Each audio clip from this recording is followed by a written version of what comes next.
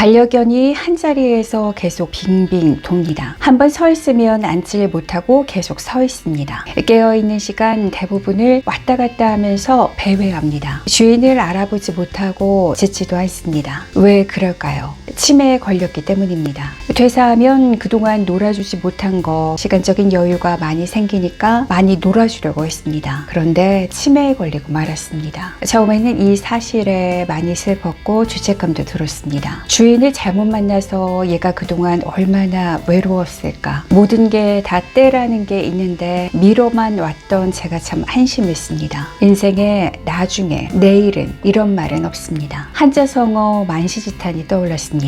때를 놓쳐 기회를 잃고 탄식한다는 건데 인생은 살아갈수록 시간이 빨리 지나간다는 걸 느끼게 됩니다. 청춘이라고 불리는 그 시기가 변곡점이 되는 것 같습니다. 청춘의 시간이 지나면 그 시기를 기점으로 가속이부터 인생은 흘러가는 것 같다는 생각이 듭니다. 흘러가는 시간을 붙잡을 수는 없어도 그 시간을 나의 것으로 만들 수는 있다고 생각합니다. 방법은 잠시 멈춰서는 겁니다. 아내와 남편과 여행을 둘이 떠난 적이 없다면 휴가를 내고 무조건 떠나보시면 어떨까요? 집안에서 신경 쓸 것들이 당연히 있겠지만 그래도 방법이 있지 않겠습니까? 지금 못 떠나면 다시 떠난다는 건 힘들 수도 있습니다. 잠시 멈춰서야만 우리가 그 시간을 확보할 수 있습니다.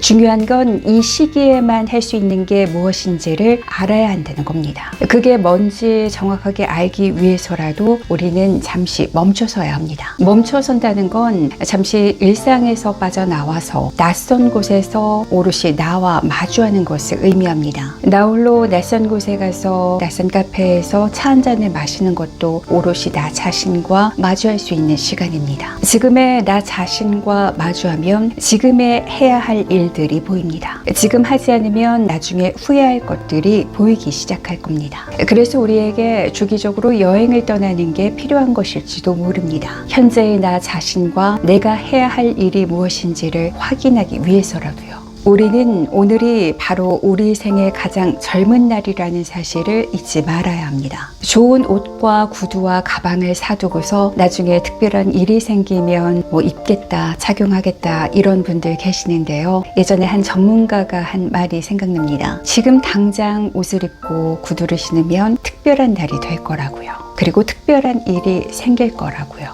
제가 20대에 잘못 생각했던 게 모든 게 준비가 다 됐을 때 도전해야 한다고 생각을 했습니다. 물론 어떤 일에 도전할 때 만반의 준비를 해야 되는 건 당연한 일인데 사실 완벽한 준비란 건 존재하지 않죠. 어쩌면 저는 그 사실을 알았을지도 모릅니다. 이 정도면 도전해도 되는데 무언가 겁이 나서 아직 완벽한 준비가 되지 않았다고 스스로 핑계를 만들었을 수도 있습니다. 완벽한 준비, 완벽한 때라는 건 존재하지 않는다는 것을 깨닫게 됐습니다. 일상에 치이더라도 잠시 멈춰서는 시간을 가져보시길 바라보겠습니다. 구독과 좋아요 부탁드릴게요. 고맙습니다.